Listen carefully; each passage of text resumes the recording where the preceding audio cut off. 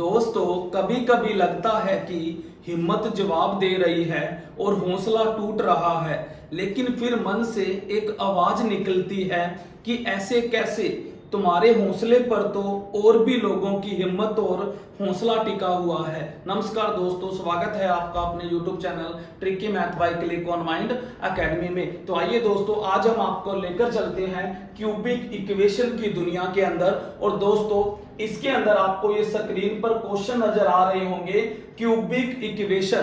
तो मैंने जैसे फर्स्ट वीडियो में बात करी थी लीनियर इक्वेशन की, तो आज हम जिक्र करेंगे क्यूबिक इक्वेशन। और इसके अंदर बहुत सारे बच्चे क्या करते हैं, लगातार ज्यादातर बच्चों को दिक्कतें आती है कि क्यूबिक इक्वेशन को कैसे सोल्व आउट करें। आज आपको बिल्कुल एक शॉर्ट सा ट्रिक बताने जा रहा हूं, जिससे हर बच्चा आसानी से इन क्वेश्चनों को सोल्व कर सकता है। तो पहले तो मैं बात करूंगा कि ये क्यूबिक इक्वेशन होती क्या है। दोस्तों ध्यान दीजिएगा, जो क्यूबिक इक्वेशन होती है इसके तीन आंसर निकलते हैं। पहली बात तो दिमाग में सेट कर लेना, जैसे क्वाड्रेटिक इक्वेशन होती है, द्विघात समीकरण होती है, उसके दो आंसर निकलते हैं। ऐसे ही जो क्यूबिक इक्वेशन होती है इसके तीन आंसर निकलते हैं। उसकी पहचान क्या होती है क्यूबिक की, जिसके अंदर दोस्तों ये इक्वेशन की तरफ देखिए, मैं यहां पर क्वेश्चन को लिख रहा हूं, x cube plus 9x square 23x plus 15 is equal 0। तो दोस्तों, अगर आपको इक्वेशन के अंदर मैक्सिमम पावर, याद रखिएगा हमने मैक्सिमम पावर को देखना होता है। अगर मैक्सिमम पावर आपको 3 नजर आ रही है तो उसको हम बोलेंगे क्यूबिक इक्वेशन। छोटों को नहीं देखना, यहां पर 2 पावर भी है, 1 भी है, 3 भी है। तो अगर 3 पावर नजर आ रही है तो हम उसको क्यूबिक इक्वेशन बोलेंगे। अगर पावर 4 नजर आ रही होती तो हम उसको क्या बोलते, पॉलिनोमियल इक्वेशन बोलते। तो आज का हमारा जो टॉपिक है वो क्यूबिक इक्वेशन पर ही रहेगा। तो आइए दोस्तों, वीडियो को स्टार्ट करते हैं, कैसे 3 आंसर निकाले जाएंगे। तो ध्यान दीजिएगा दोस्तों, सबसे पहले आपने क्या करना है, जब भी क्यूबिक इक्वेशन का आंसर निकालना है तो आपने इस सी को पकड़ना है। अब आप कहोगे सी क्या होता है, सी होता है दोस्तों कांस्टेंट टर्म, जिसको हम क्या बोलते हैं, कांस्टेंट टर्म बोलते हैं, जिसको हम सी से डिनोट करते हैं, यानी कि जिसके साथ कोई वेरिएबल नहीं होता। वेरिएबल बोले तो क्या होता है, वेरिएबल हम बोलते हैं एबीसीडी को। जो एबीसीडी के 26 लेटर होते हैं, इनको मैथ के अंदर वी से डिनोट किया जाता है, वेरिएबल बोला जाता है। और जो हमारी काउंटिंग होती है, गिनती होती है, जैसे ये देखिए 15, इसको हम क्या बोलते हैं, कांस्टेंट बोलते हैं। और दोस्तों ध्यान दीजिएगा, अगर कांस्टेंट टर्म के साथ वेरिएबल नहीं है तो दोस्तों यहां पर देखिए 15 अकेला है, इसलिए इसको कांस्टेंट टर्म बोलेंगे।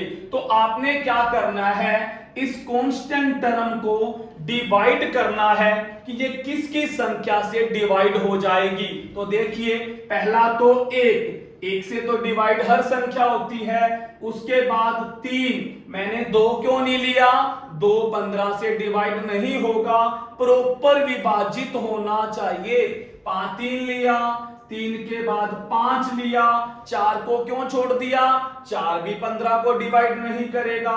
5 लिया, 5 के बाद देखिए 6 7 8 9 10 नहीं ले सकते, तो सीधा क्या लेंगे, 15 ही लिया जाएगा। तो ये 4 संख्याएं हैं जो इस 15 को पूर्णतः विभाजित कर देंगी, पूरा पूरा भाग जाएगा। तो अब इन चारों में से 3 आंसर निकलेंगे, ये तो डेफिनेट है, क्लियर है। अब देखिए कि इन चारों में से 3 आंसर आप कैसे सिलेक्ट करोगे, वही मैं आपको बताने जा रहा हूं, कैसे सिलेक्ट करोगे। तो दोस्तों आपने क्या करना है, इनमें से 3 संख्याएं लीजिए जिनका क्या होना चाहिए, जिनकी अगर प्रोडक्ट की जाए, प्रोडक्ट और उसके बाद सम। प्रोडक्ट क्या होती है दोस्तों, गुना, और सम का मीन योग। इनमें से 3 संख्याएं ऐसी आपने लेनी है जिनकी प्रोडक्ट ये 15 ही आनी चाहिए। तो दोस्तों क्या लूं, अगर मैं 1, 3 और 5 ये तीनों संख्याओं को ले लेता हूं तो मुझे जो मल्टीप्लाई है, जो गुणा है, वो मुझे कांस्टेंट टर्म यानी 15 मिल जाएगी। जिसके टुकड़े किए हैं ना वही होना चाहिए, वही संख्या मिलनी चाहिए। तो करके देख लो, इन तीनों की जब आप मल्टीप्लाई करोगे तो ये 15 हमें प्राप्त हो जाएगा। उसके बाद दोस्तों यहां से कन्फर्म नहीं हुआ, अभी 2 स्टेप और करने हैं। हमको 3 स्टेप फॉलो करने हैं। अगर तीनों स्टेप हमारे अकॉर्डिंग अगर फिट बैठते हैं इस क्वेश्चन के अकॉर्डिंग, तभी ये आंसर देंगे। तो ये तो फिट बैठ के तीनों ले लिया, 1, 3, 5, तो इनकी मल्टीप्लाई करी 15 आ गई। अब इनका करिए योग, ये लो 1 1 प्लस 3 प्लस 5, इनको जब जोड़ा तो क्या मिला, 5 और 3 8 और 1 9, क्या आ गया, इनको ऐड करने से 9 मिला। तो इधर आइए, ये जो क्वाड्रेटिक इक्वेशन की फॉर्म है 9x², क्वाड्रेटिक इक्वेशन की फॉर्म होती है मैक्सिमम पावर 2। तो आपने जो सम मिलाना है वो इस जो क्वाड्रेटिक इक्वेशन की फॉर्म होती है, यानी जिसकी पावर 2 होती है, उसके बराबर सम आना चाहिए। देखिए इधर ध्यान दीजिए, जब इन तीनों को मैंने ऐड किया 9 मिला, तो इधर देखिए 9x², ये देखो 9 यानी x² का कोफिशिएंट मुझे मिल चुका है। ये रहता है सेकंड स्टेप। अब बात करते हैं स्टेप नंबर 3 की। इधर ध्यान दीजिएगा, थर्ड स्टेप कौन सा है, इन नंबरों को ले लीजिए 1, 3 और 5। पहले फर्स्ट और सेकंड की मल्टीप्लाई कीजिए, क्या मिला 3। फिर सेकंड और थर्ड की मल्टीप्लाई कीजिए, क्या मिला 15। फिर फर्स्ट और थर्ड की मल्टीप्लाई कीजिए, क्या मिला 5। ये थर्ड स्टेप रहेगा, पहला, दूसरा और ये थर्ड स्टेप आंसर चेकिंग करने का। अब क्या कीजिए, पहले फर्स्ट और सेकंड की मल्टीप्लाई करी 3 मिला, फिर सेकंड और थर्ड की मल्टीप्लाई करी 15 मिला, फिर फर्स्ट और थर्ड की जब मल्टीप्लाई करी तो 5 मिला। अब इन तीनों को जोड़ दीजिए, जोड़ो 5 और 3 8 और 15, हमें क्या मिला 23। तो यहां पर देखिए जो लीनियर इक्वेशन की फॉर्म है आपको 23 नजर आ रहा है। तो ये तीनों के तीनों स्टेप क्लियर हो चुके हैं। तो अब दोस्तों हम आंसर की तरफ बढ़ेंगे कि क्या आंसर सिलेक्ट होगा।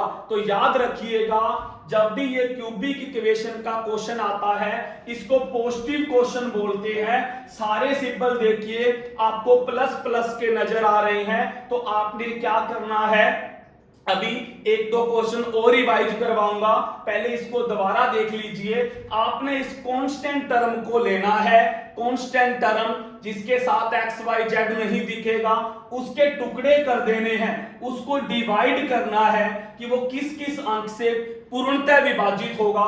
1 से हो रहा है, 3 5 15, 5 3 15, 15 1 15। फिर उसमें से आपने 3 आंसर लेने हैं, जैसे मैंने 1 3 5 लिया, और जो 3 आंसर लेने हैं उनको 3 कंडीशन से गुजारना है।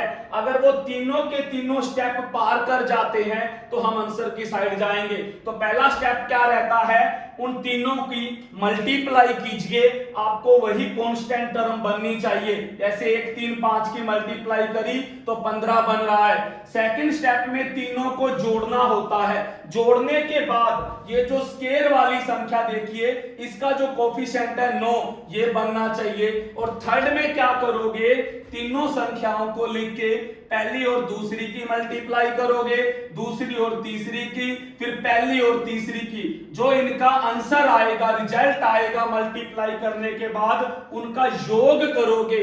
अगर ये लीनियर इक्वेशन ये देखिए 13x अगर आ जाता है तो हमारे ये तीनों स्टेप क्लियर हो जाते हैं। तो अब आप आंसर क्या दोगे, ये पॉजिटिव संख्याएं हैं तो आप इनको आंसर नेगेटिव में शो करोगे, -1 -3 और -5 ये तीनों क्या आ चुके हैं, आंसर आ चुके हैं। तो ये था आज का पहला क्वेश्चन। मैंने इसको आपको बिल्कुल ब्रीफली धीरे धीरे से डीपली मेथड से तरीके से करवाया, आपको समझ आ चुका होगा। तो आइए नेक्स्ट क्वेश्चन की तरफ बढ़ते हैं। इस क्वेश्चन को थोड़ा स्पीड में सोल्व करेंगे। सेकंड में देखिए, आप भी करवाइए, आपको समझ आ गया होगा अब तो। x³ plus 8 square x plus 19x plus 12 is equal 0। तो वही काम कीजिए, इस कांस्टेंट टर्म को तोड़ लीजिए। तोड़िए, एक तो आना ही आना है, उसके बाद 2 आएगा, 3 आएगा, 4 आएगा, उसके बाद 6 आएगा, 6 के बाद 12 आएगा। ये लो, ये संख्याएं हैं जो 12 को पूर्णतः विभाजित करेंगी। अब हमने क्या करना है, इनमें से 3 को सिलेक्ट करना है। जैसे मैंने क्या करा, 1 को सिलेक्ट कर लिया, एक 2 को सिलेक्ट कर लिया और एक मैंने 6 को सिलेक्ट कर लिया। मैंने 3 संख्याओं को सिलेक्ट किया, 1, 2 और 6। तो करना क्या है, पहले इनकी मैं गुणा करूंगा, तीनों संख्याएं की गुणा करी तो मुझे 12 मिला। तो मुझे 12 ही मिलना चाहिए था, 12 मिल गया तो सही है, पहला स्टेप क्लियर हुआ। सेकंड स्टेप में क्या करूंगा, योग करूंगा इनका, 1, 2 और 6। मुझे क्या मिला, इसको ऐड किया तो 1 प्लस 2 प्लस 6। तो यहां पर देखिए 9 आ रहा है। तो योग करा तो यहां पर क्लियर स्टेप नहीं हो रहा, क्योंकि क्या है, योग भी मिलना चाहिए। पहला क्या होता है, प्रोडक्ट मिलनी चाहिए, सेकंड में क्या करो, योग मिलना चाहिए। लेकिन यहां पर योग करके देखा मैंने 6, 2 और 1 का, तो ये सिलेक्ट नहीं हुआ। तो फिर हम क्या करेंगे, इस 1, 2 और इसको लेकर नहीं चलेंगे। तो अब क्या करेंगे, नंबर को चेंज करेंगे, वही है। अब नंबर को देखिए क्या चेंज करते हैं। मान लो मैंने 1 ले लिया, 3 ले लिया और 4 ले लिया। अब इनको करो, जब मैंने मल्टीप्लाई करी इनकी तो 12 मिला। अब इनका जब मैंने योग करा तो ये लो 8 मिला।